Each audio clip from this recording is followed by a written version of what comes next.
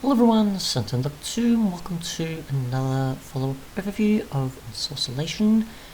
We're going to be looking at the server configs and what sort of options you have, as well as what there is for each enchantment.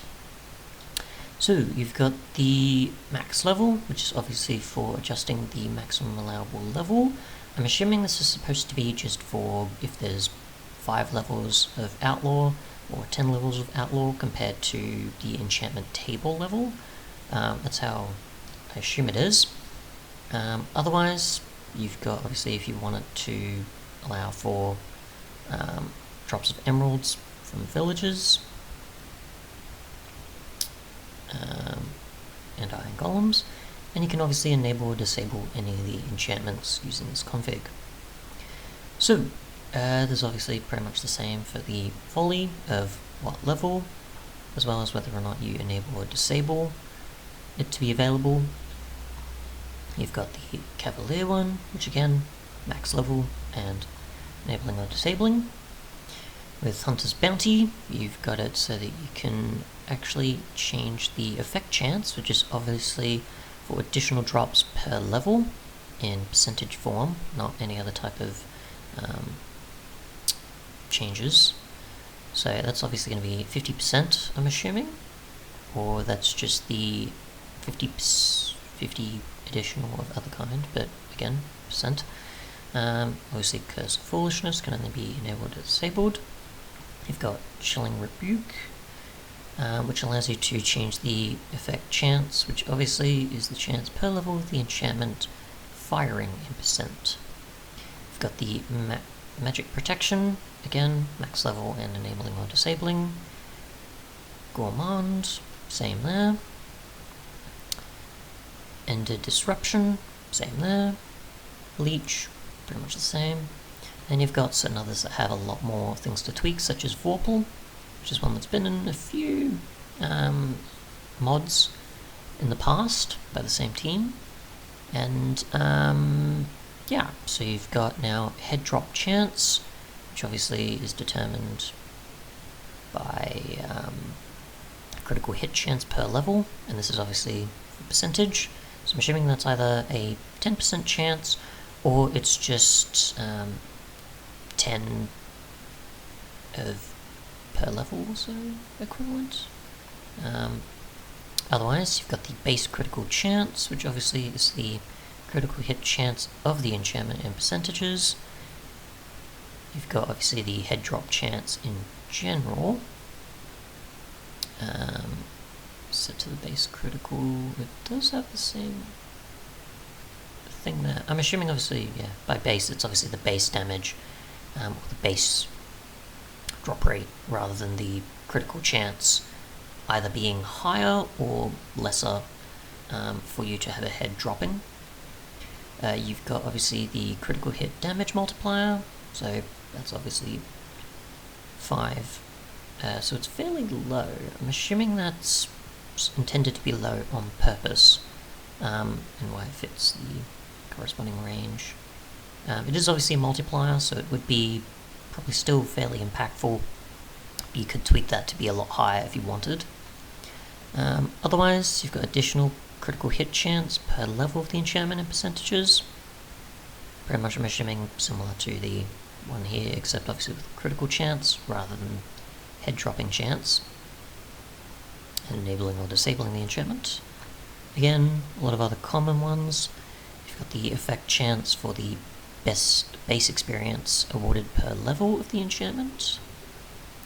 For insight, you've got Weeding, which can be enabled or disabled.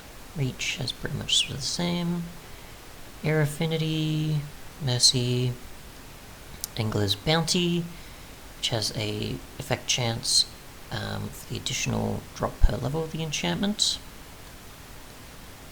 You've got Furring, Displacement, which is for the chance per firing. Frost Aspect, Magic Edge, sorry. Tilling, so you can increase the actual level of the enchantment rather than obviously how far it can go. So I'm assuming in that with each level it is possibly just going to automatically do things over time, rather than it just being, okay, you can tweak how much possibly each level does, I would assume, with something like that has such an effect. Possibly the same with excavating as well, I would assume. Vigilante, pretty much sort of the same. All of these will have the same, whether or not you just want to allow for multiple levels. And I'm assuming it'll just increment each time with each of them, or something else. Permanent for Soulbound obviously has it so that it will just give you all your items and blocks and everything else you have on you back, or the actual enchantment is permanent, as in it's just bound to it, like you would expect, and that it probably can't be stripped at all. And if not, then obviously removing excess levels when triggered. So I'm assuming that would apply only if it's false, and when it's not permanent. Okay, no, sorry, the other way around. I'm reading that wrong. I'm assuming false will have it where it just doesn't act on it. True Shot, Flame Rebuke, obviously a chance per level when firing, and Fire Protection, and a bunch of others that are pretty much just vanilla enchantments that you can tweak, whether it be the Anvil Damage Chance. I'm assuming that's when applying it for repair.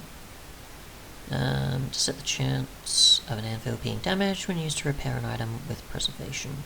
Only used if alternate mending preservation is enabled. So obviously that would be having it so that if you use preservation or mending, you can consider either, and the anvil damage chance of when you're repairing things will be considered if you're using either of them. Knockback, enabling or disabling, or increasing the levels that are available for it. Thorns, obviously you can adjust the effect chance. Loss protection, looting, protection. Frostwalker, obviously having it if you can freeze lava or not. So obviously it'll become glossed magma, which you did see in the screenshots. And then from there, that's pretty much it. Which will actually go to the page just in case, since I don't actually have it set up in the launcher in the game currently. And I don't remember there being a block that shows it when searching in GEI, but I'm assuming it'll look like that, or it's pretty much just magma mixed with obsidian, so it'll create glossed magma that way. But yeah, otherwise, thanks so much for watching, and goodbye.